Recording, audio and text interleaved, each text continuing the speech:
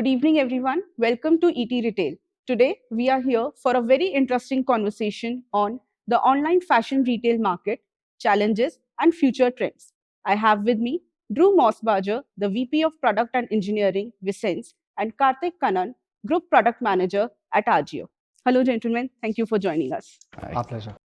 So, Kartik, I want to begin with you and get a bird's eye view first on how has the consumer behavior evolved in the entire online fashion retail market.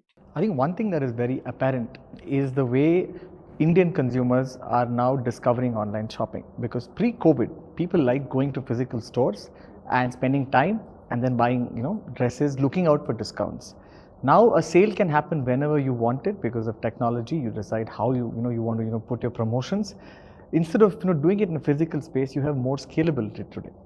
And not just that, I think today you are able to understand that a consumer coming or landing on your app comes from the following intent. So you're able to accordingly give a coupon, personalize that experience, give a coupon to the consumer such that you're encouraging the consumer to make that first purchase. Because if you have data that says that if a consumer is getting 60% off on one of the items and that consumer will otherwise move away, you're happy to give that first discount and increase your customer lifetime value. So I think the ability to personalize a lot of stuff definitely is one of the bigger trends, which is driving consumer sentiment also, because they're happy that a brand is able to understand them and accordingly they're able to find things that they are able to discover. The second is, I think, the ability to latch on to a trend. Earlier, if you saw a fashionable dress, you would think, hey man, that dress looks good on me. But today, you're able to latch on to the trend. You know where the dress is available, you know how much it is available, what's the price around, can I basically buy it cheaper? All of that is there today. So I think today's consumer has more choices. I think that's how I'd probably put it. Absolutely. I think that was a wonderful insight. And you're right, the customer is spoiled for choices today. So, Drew, I want to get your insights on this. Also, you have worked with brands like Nike, Amazon, Wayfair. From the perspective of retailers and solution providers, how has this space evolved and what are the drivers behind this change?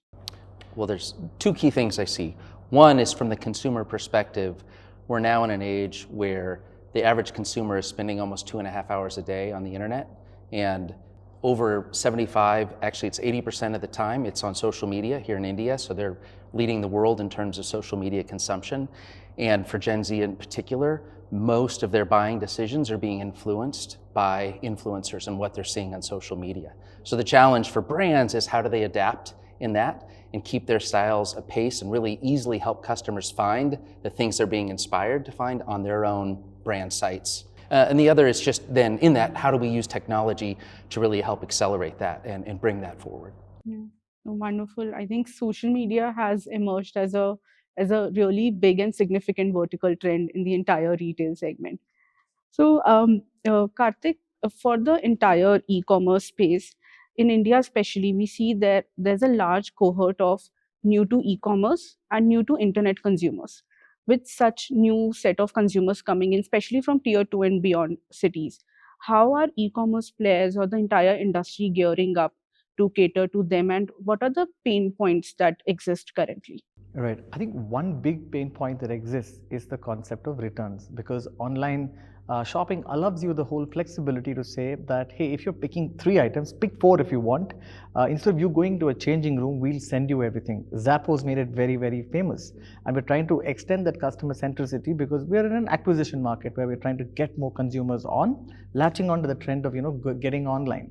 Because we're doing that, consumers are also abusing it, in the sense that return sometimes in the industry, especially in e-commerce, is as high as 30-40% and sometimes even upwards, depending on how festive the sale is and stuff like that. So when you have high returns, you're basically trying to solve for fraud. You're also trying to solve for your gross margin economics here, because it takes a huge hit if a shipment is going back and forth between a warehouse, between a point of origin, and between the consumer's house.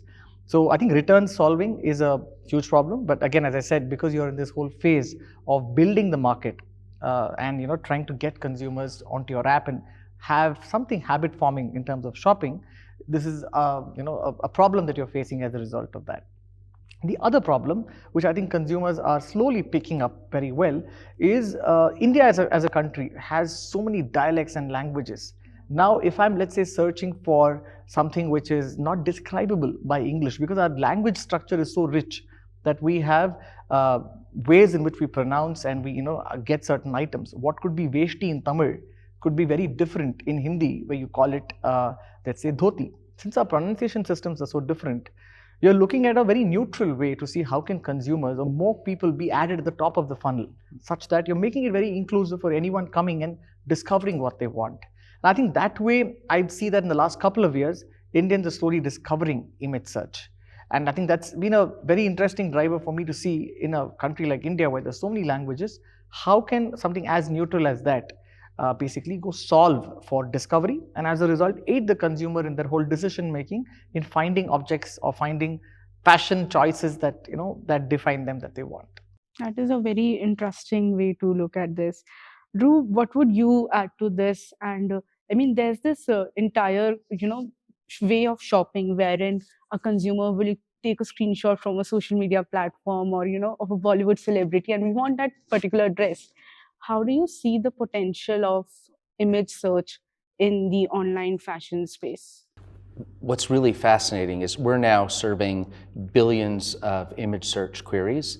80% of that is coming from India. We're seeing the most rapid adoption here. I think for all the reasons that you just said, is it really makes it accessible to anyone. And imagine seeing my shirt or your dress.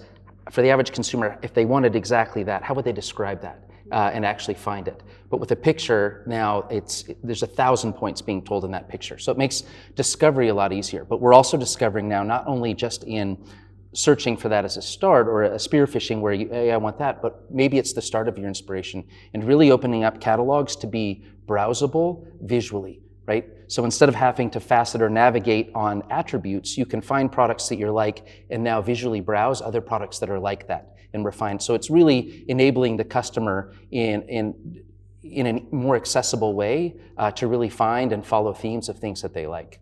In this process of a consumer coming to a platform and shopping, where are you seeing retailers incorporating personalization in this entire journey of shopping experience? See, I think personalization starts from the time you get a consumer onto the platform. Let's assume somebody's coming via Facebook, and let's say you've advertised certain, basis certain parameters, you've advertised on Facebook. People are coming in, so you would know at least if certain parameters are being passed, that this is maybe a female cohort, it's people who are in a workspace or a central business district, and they're coming after 6 p.m. So in case some of these parameters are being able to pass, you're then able to accordingly say that, okay, this is the set of clothes that I think are fashionable for this particular age group. And as a result, you're able to basically monetize that first opportunity that you have with the consumer, because there is so much of drop-offs that are happening. So I think the time, because you don't have any information about who the consumer is. So I think given social media is such an important place where people draw their inspiration and then they come in, you're able to get very minor visual cues due to which you're able to start personalizing the experience. Second, once I think the consumer comes in the journey and you know that, okay, this consumer set is similar to somebody else, where you don't have enough footprint on that one consumer, but you still have similar footprints on consumers who are similar to this particular consumer, you're able to give a second level of personalized experience, which is at a cohort level, maybe not at a personalized level. And then as you go down the flow further, maybe some consumers like the way they search, their auto suggestions, or the way you are showing some of the recommendations there. You're then able to personalize basis understanding the consumer and understanding intent. I could always be a sneakers consumer, but today, because Diwali is in some time, I'm trying to shop for festive wear. So I could be a festive wear person for this whole week, and the system has to understand that. So I think that is one of the challenges of personalization, in trying to understand intent at that instant of time, and then accordingly tailor make, how you want to show certain items, how relevant are whatever you're showing on a listing screen. And then comes the bigger problem of identifying fraud. If you know that this consumer or maybe one particular buying category always has high returns, do you want to see if you can find that customer and say, okay, I'd like to prevent fraud by maybe charging you a little extra on the delivery fee, or we call it a convenience fee. So that way you are preventing fraud from happening and taking active steps by introducing checkpoints. I think this is just the beginning. I think there are a lot more. It could even be with the case of, let's say, some consumer calling for customer support. Maybe you don't want to service somebody who is giving you a lot of losses in terms of cheating the system. But in case there's a A-level consumer and you already have some data saying that, you're able to give a ready-made service where the call maybe connects in maybe 15 seconds. So that way, just like a credit card tie-up program, you're able to reward loyalty. I think this is just the beginning. We've just scratched the beginning tip of the iceberg as such. There's a lot more possibilities to unfold. Wonderful. I think that was very detailed. Drew, what would you like to add to this? And also, how do you view the future of personalization in a shopper's journey? Where do you think retailers will have to invest or focus on going forward in this aspect? That's a great question.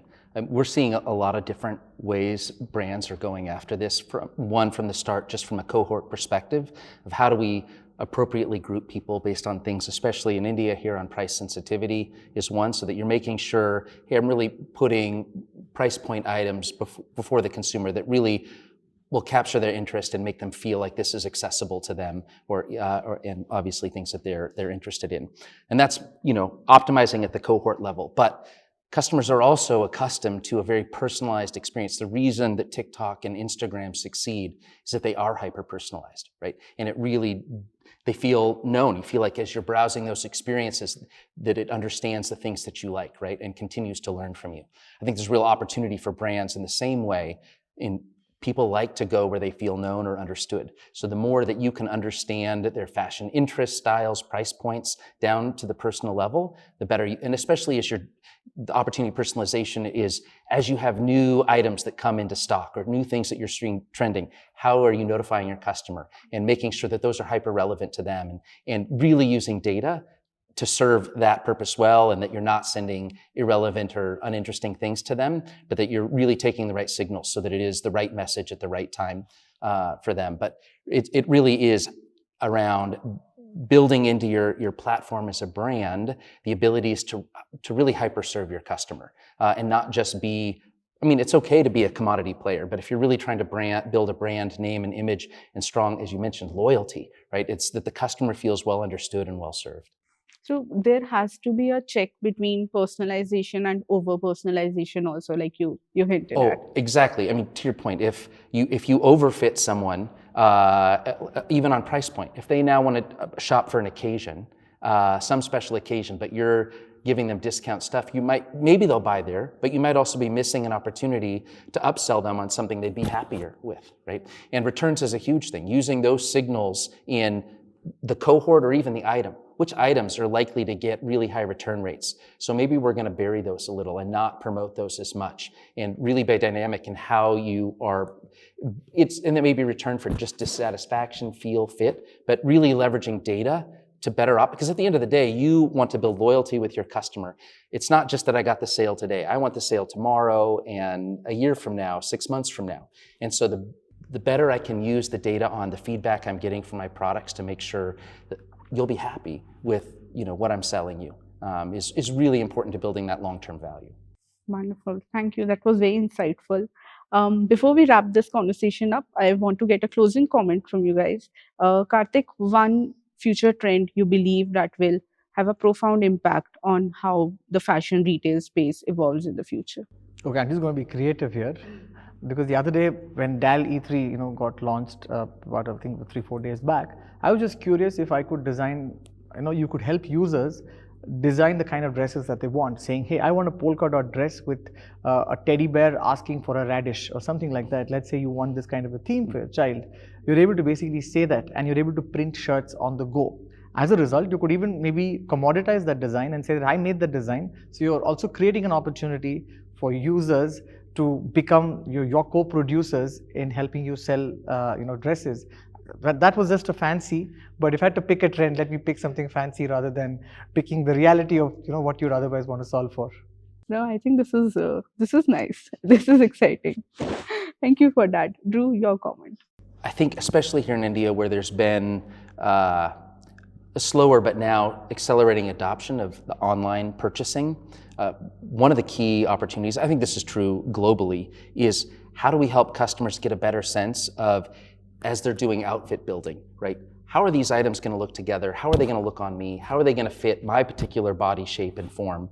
And I think with generative AI now and some of the like LiDAR and other technologies being embedded in phones is going to start to change that game and make virtual try-on that gives a realistic feel of what this will, I mean, imagine just browsing the catalog and instead of model images, you're seeing yourself, right? And really getting to picture what would I look like in that. Ooh, that's no, I don't want that. You know, right? You really could. It really changes what that could feel like, and that's not far-fetched. I mean, Google's already doing some work in there, and the way this is changing so fast, I think that's just around the corner.